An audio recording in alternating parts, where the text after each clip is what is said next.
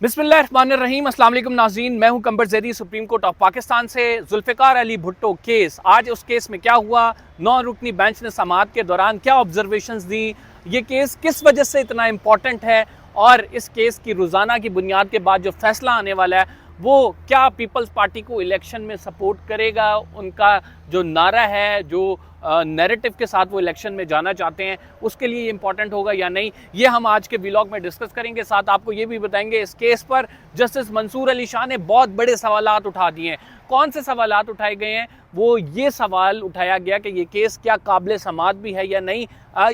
मुकम्मल डिटेल्स हम इस व्लॉग में आपके साथ शेयर करने लगे हैं। बिलावल भुट्टो जरदारी से जो सवाल किए गए हैं उनके जवाब भी आपको इस व्लॉग में मिलेंगे। अगर आपने अभी तक चैनल को सब्सक्राइब नहीं किया तो सब्सक्राइब कर लें।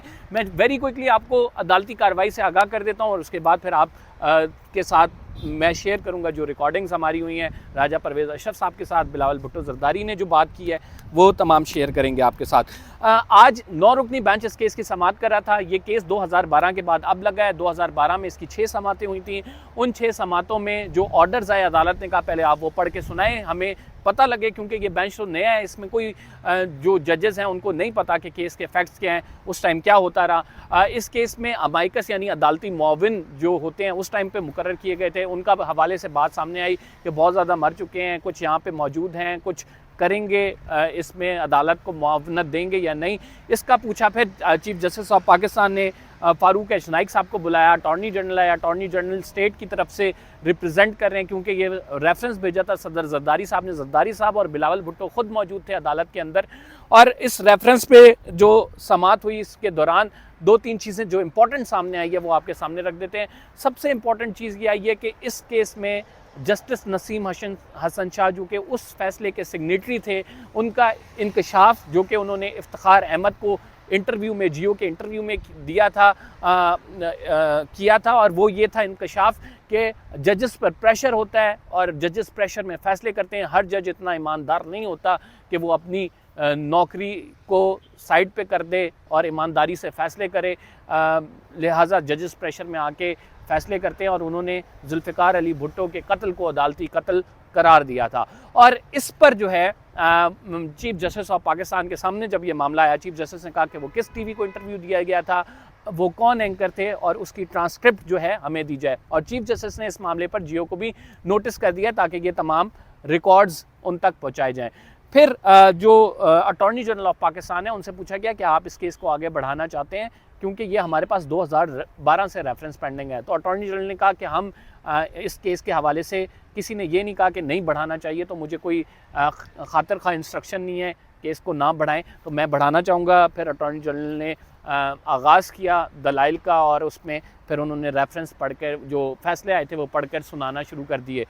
फिर इस केस में अदालती मुआवनीन का जिक्र हुआ। मखदूम अली ख़ान जो थे उनको कहा गया कि वो मौजूद हैं, उनके एसोसिएट मौजूद थे, उन्होंने कहा कि वो अदालत की मुआवनत करना चाहेंगे। सबसे अहम बात है एतजाज़ एहसन इस केस में अदालती मुआविन नहीं बने, और उनके हवाले से कल जरदारी साहब ने भी कहा था कि वो उनका अपना नुक्ता नज़र है, लेकिन इतने इंपॉर्टेंट केस में एतजाज़ एहसन ने अदालत की मुआवनत नहीं करनी। जुल्फ़िकार अली भुट्टो के केस में उनका जो जूनियर एसोसिएट था वो अदालत के सामने पेश हुआ और चीफ जस्टिस ने उससे पूछा तो उसने इनकार कर दिया। तो ये सवाल उठाता है कि क्यों नहीं कर रहे। अच्छा जी, फिर क्या हुआ इस केस में? फिर इस केस में जो है सबसे इम्पॉर्टेंट बात हुई, और वो सबसे इम्पॉर्टेंट बात ये थी कि जस्टिस मंसूर अली शाह ने पूछा कि क्या ये केस जो है वो मेंटेनेबल है, क्या ये काबिल समाअत है। उसकी वजूहत ये हैं कि आप आर्टिकल 186 यानी प्रेसिडेंशियल रेफरेंस का हमें बता रहे हैं कि प्रेसिडेंशियल रेफरेंस पेंडिंग है, उसके तहत सुनना चाहिए, लेकिन इस केस पर फैसला तो हो चुका है, उस जजमेंट पे इम्प्लीमेंट तो हो चुका है, वो रिव्यू भी जो है वो हो चुका है इस केस का। तो हम क्या इस केस को सुन भी सकते हैं? हम को सबसे पहले इस चीज़ का आंसर करना होगा, इस बार को तोड़ना होगा कि ये मेंटेनेबल है, यानी हम सुन सकते हैं। और फिर हमने इसमें सुनना है तो कौन सा लॉ पॉइंट इसमें हमने सेटल करना है। ये जस्टिस मंसूर की जानिब से जो ऑब्जर्वेशन दी गई बड़ी जानदार थी, और इस बार को जो है चीफ जस्टिस ने अपने ऑर्डर में भी लिखवाया कि उन्होंने अदालती मुआविन मुकर्रर कर दिया जस्टिस मंजूर मलिक जो कि साबिक जज हैं सुप्रीम कोर्ट के, और उन्होंने कहा है कि आप जो है इस केस में आप बताएंगे कि अपनी रिपोर्ट देंगे या हमें आके बताएंगे कि इस केस में क्या हम ये सुन सकते हैं 186 के स्कोप को देखते हुए, और फिर उन्हें ये भी कहा है कि आप अपना व्यू पॉइंट इसमें देंगे। फिर फैसल सिद्दीकी जो कि सुप्रीम कोर्ट के लॉयर हैं, इसके साथ फ़खरुद्दीन जो जाहिद फ़खरुद्दीन इब्राहीम, इसके साथ एक और जो लॉयर हैं उनको अमाइकस बनाया गया, और मेरा ख़्याल से ख्वाजा हारिस हैं, मखदूम अली ख़ान हैं, उनको अमाइकस बनाया गया। और उसमें जो है उनसे कहा गया, अमाइकस का मतलब है अदालती मुआवन, और उनसे कहा गया कि अपनी आरा दें। ये जो नुक्ता है, इस पे दो चीज़ों की आरा चाहिए। एक तो क्या क्रिमिनल साइड पे क्या जुल्फ़िकार अली भुट्टो का फेयर ट्रायल हुआ था। दूसरी चीज़ जो उन्होंने कहा है कि कॉन्स्टिट्यूशनली हमें देखना है कि ये हम इस केस को सुन सकते हैं या नहीं। तो ये एक मेन नुक्ता था जो आज की समाअत में सामने आया है। और उसके बाद जो समाअत हुई है वो आप कह सकते हैं कि अगले 2 हफ्तों के लिए मुलतवी कर दिया गया है। जनवरी के 2nd वीक में लगेगा और डे टू डे बेसिस पर इसकी समाअत होगी। लेकिन चीफ जस्टिस ने जो इम्पॉर्टेंट रिमार्क्स हैं वो बता देते हैं हम। चीफ जस्टिस ये चाहते हैं वो इस केस को सुने। चीफ जस्टिस अपनी एक लेगेसी बनाना चाहते हैं, और चीफ जस्टिस का कहना ये है कि 2012 से ये हमारे पास सबसे पुराना रेफरेंस है, तो ये मेरिट पर पूरा उतरता है कि इसे सुना जाए।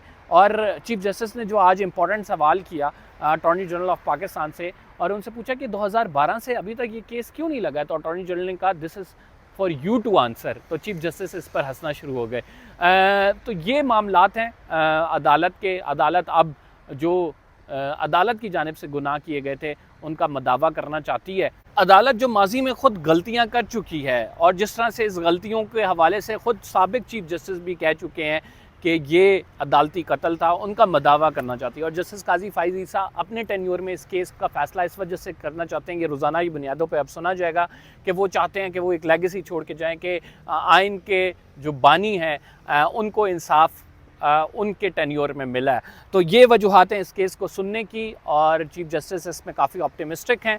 लेकिन इसके साथ हम ये भी देख रहे हैं कि ये इतना आसान नहीं है मामला। इस पर लोगों ने मुआवनत करनी है, बताना है कि उस टाइम के क्या हक़ाइक़ थे, किस तरह से हुआ, और बहुत सारी चीज़ें सामने आएंगी। और मुस्तक़बिल के लिए भी एक चीज़ क्लियर हो जाएगी कि अगर इस तरह से अदालती कत्ल किसी वज़ीर आज़म का किया जाता है तो उसकी क्या इम्प्लीकेशंस होंगी। तो ये भी मेरे ख़्याल से इस जजमेंट में तय हो जाएगा।